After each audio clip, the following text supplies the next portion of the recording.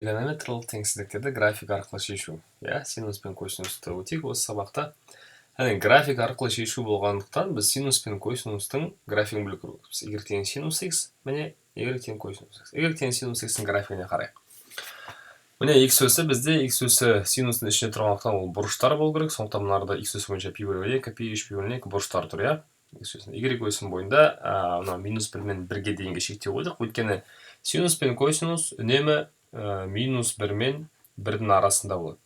Яғни синус x 5-ке 6-ға тең болмайды. Немесе косинус x мысалы 1/2-ге тең болмайды. Немесе минус 1/5-ке деген сияқты. Осы екінің арасында тұр. Енді қараңыз, график неге бұлай? Синустың нараға 0 қойсақ, x орнына 0 қойсақ, синус 0-де бізде 0-ге тең.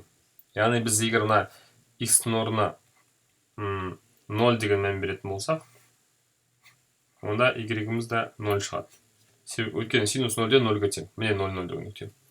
Егер біз x-ке пи бөлу 2 берсек, синус пи бөлінген 2-де 1-ге тең. Яғни x пи бөлінген 2, y бірдігі мына нүкте. Яғни 0-ден нараға дейін біздің график бұлай жүреді. Ары қарай пи берсек, қайтып 0 болады. Синус пи 0-ге тең. Яғни міне пи да 0 деген мына нүкте. График бұлай төмен түседі. Солай кете береді. Солай кете береді да 2 пидан мына жерге келеді. Яғни мынандай бір y пайда болды. Ары қарай осы жерден 2 пидан бастап дәл сондай y қайталанады. 4 пиға дейін. 4 пидан бастап дәл сондай y қайтып қайталанады. 6 пиға дейін. Осылай y-тердің қайталануы, осындай y-тердің сол жағында да солай көрдіңіз, сол жағында да солай. Яғни демек біз мынандай түсінікті енгізу керекпіз. Период. Синусқа да, косинусқа да период деген түсінік енгізу керекпіз. Период деген сөз қандай да бір шама сайын қайталану. Яғни біздің синусымыз нардан бастап, 0-ден бастап 2 пиға дейін ешқандай да қайталанған жоқ.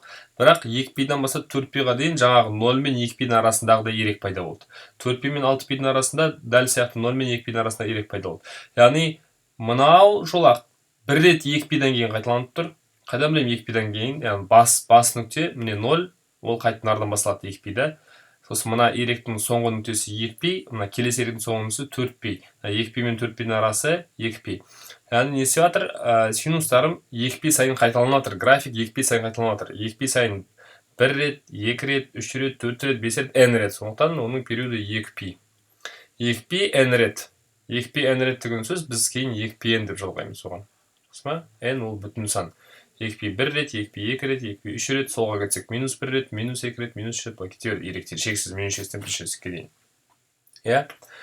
Косинуста да дәл сол сияқты, косинуста 0-де, косинус 0 градуста 1-ге тең болады, таблицадан қарасаңыз болады, 0-де 1 деген мына нүкте.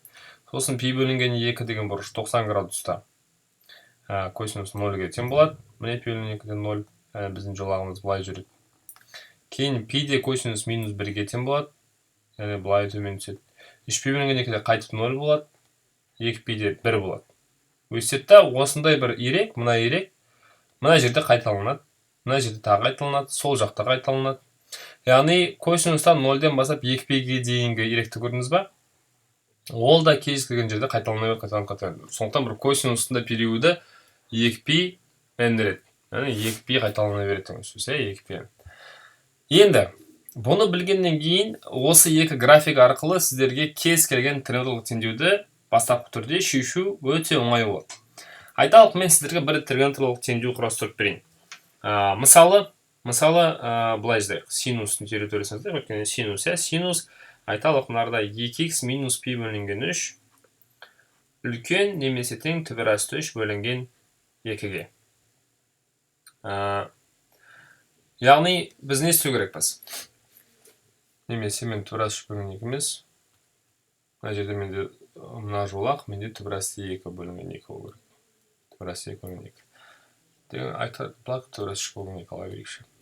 Түбір асты 3 бөлінген 2. Мен сізге мына арада 2x минус пи бөлінген 3 бергенмен, сіз бәрібір синус x-ің графикін табасыз. Өйткені мына жерде тұрған нәрсенің барлығы бұрыш ретінде көрді, бұрыш ол альфа. Яғни сізде бір синус қандай да бір альфа үлкен немесе тең түбір асты 3 бөлінген 2 сияқты.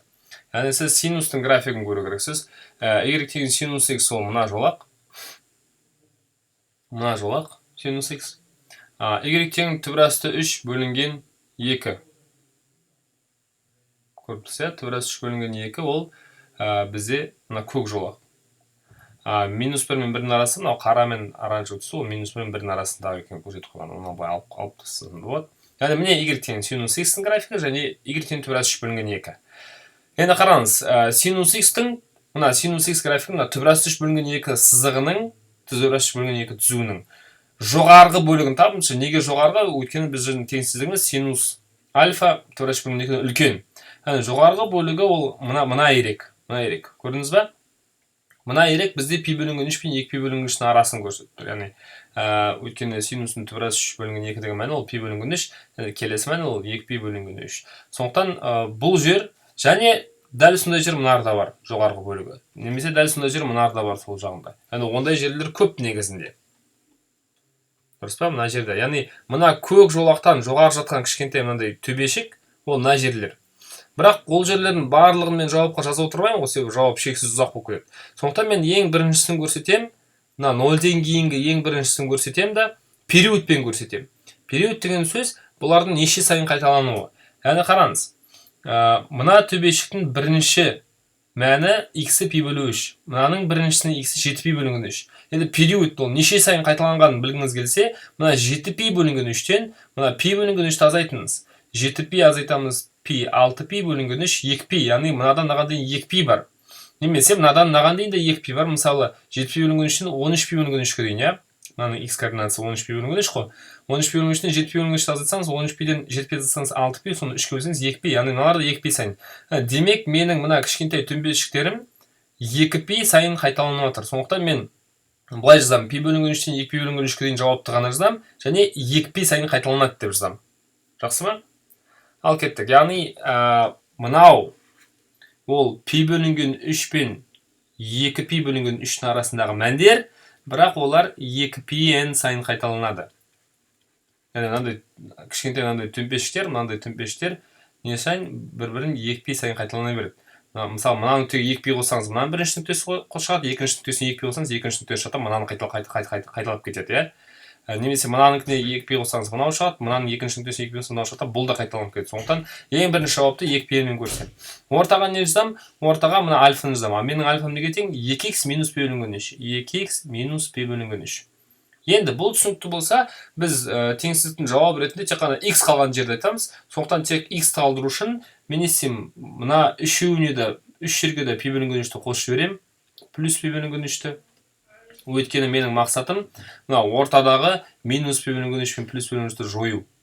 Сол кезде пи бөлінген 3-ке пи бөлінген 3 қосса 2 рет пи бөлінген 3 шығады. Қосу 2 пиін еріп жүреді. Және 2 пи бөлінген 3-ке пи бөлінген 3 қоссаңыз, 2 пиға пи қоссаңыз 3 пи, 3 пиді 3-ке бөлсеңіз пи шығады. Қосу 2 пиін.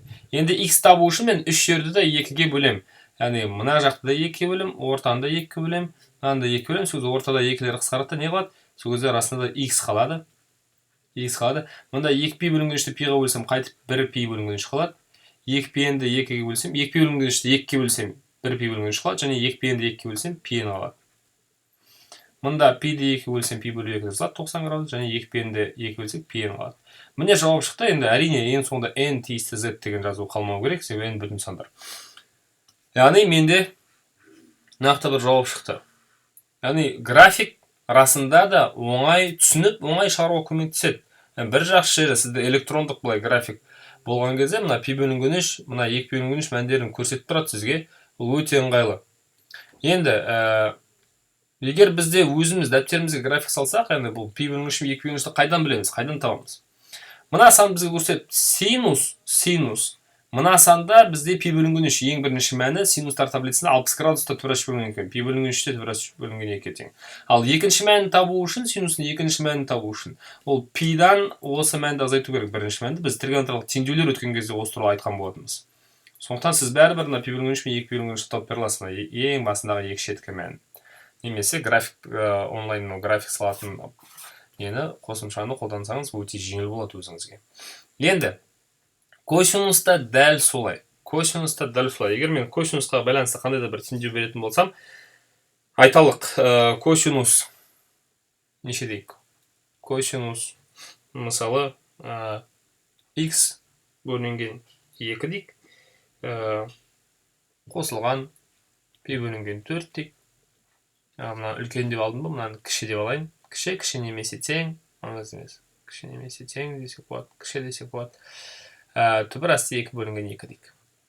Енді, мынаның бәрі бізде альфа. Қаншалықты үлкен кіші болмасын, синус пен косинустың ішінде тұрған нәрсе, ол бұрыш болады, бұрыш болса бір альфа дейміз. Яғни косинустың түбір асты 2 бөлінген 2-ден кіші болатын жерін қарау керекпіз. Ол үшін біз косинустың графигін салайық. Y тең косинус x. Міне, косинус x. Соның түбір асты 2 бөлінген 2 деген мына жер. Осы жерден кіші бөлігі. Кіші деген сөз осыдан төмен орналасқан бөлігі. Яғни мынау ең біріншісі, қараңыз міне. Мынау жер, мына төменгі бөлік. Одан кейін мына төменгі бөлік. Одан кейін мына төменгі бөлік. Оң жаққа кете берсек, солай кете береді. Сол жақта да міне мына төменгі бөлік, немесе мына төменгі бөлік.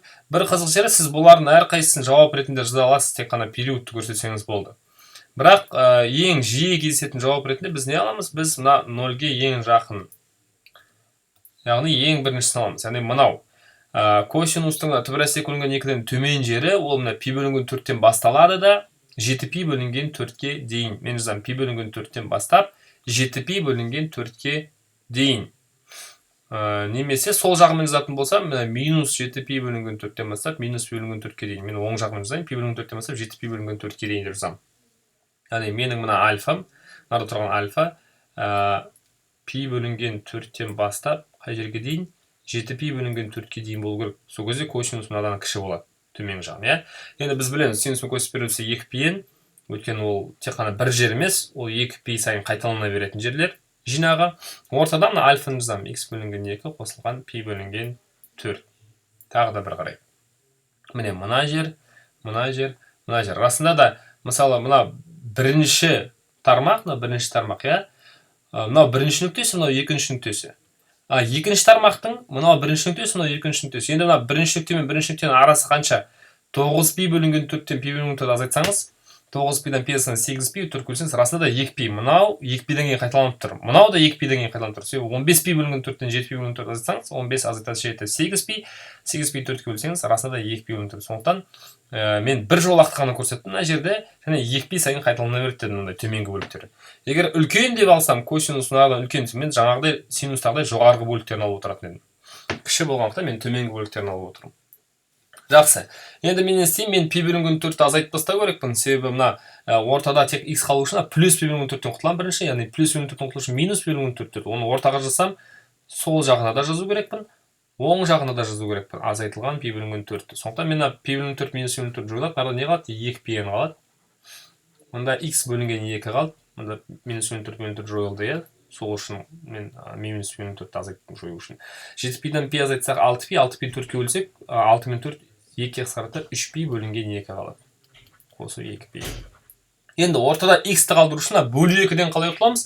Бөлу 2-ден құтылу үшін дұрыс көбейтеміз 2-ге. Сол жағында көбейтеміз 2-ге, оң жағында 2-ге көбейтеміз, иә? Оң жағында мына 2-ні 2-ге көбейтеміз. Мынарда 2-ме қысқарта, ортада жай x-ның өзі қалады. Мынарда 2 пи-ді 2-ге көбейтсек 4 пи-ен қалады. Мынарда 3 пи бөлінген 2-ні 2-ге көбейтсек 3 пи қосу 4 пи-ен болады. Яғни x осы аралықта 4 пи-ен мен 3 пи қосу 4 пи-ен. Яғни егер мен n-ға 0 беретін болсам, онда нара 0 ең бірінші тармағы және 3 пи-дің арасында болады. Егер мен n-ға 1 беретін болсам, екінші тармақ 4 пи, n-ға 1 қойсаңыз, 1 көбейт 4 пи болады. 3 пи қосылған 4 пи 7 пи-дің арасында болады. 0 мен 3 пи-дің арасында ең бірінші тармақ. Екінші тармақ 4 пи мен 7 пи-дің арасы. Бұл тексеріп жатыр, мынау жалпы жауапты, иә? Енді қазір мынау косинус x бөлу 2 плюс пи бөлінген 4-ті салайық. Косинус x бөлінген 2 плюс пи бөлінген 4. Жаңа косинус x болды, міне косинус x бөлінген 2 плюс пи бөлінген 4. Бұның мына түбір асты 2 бөлінген 2 қызыл жолақтан төменгі ең бірінші тармағы мынау.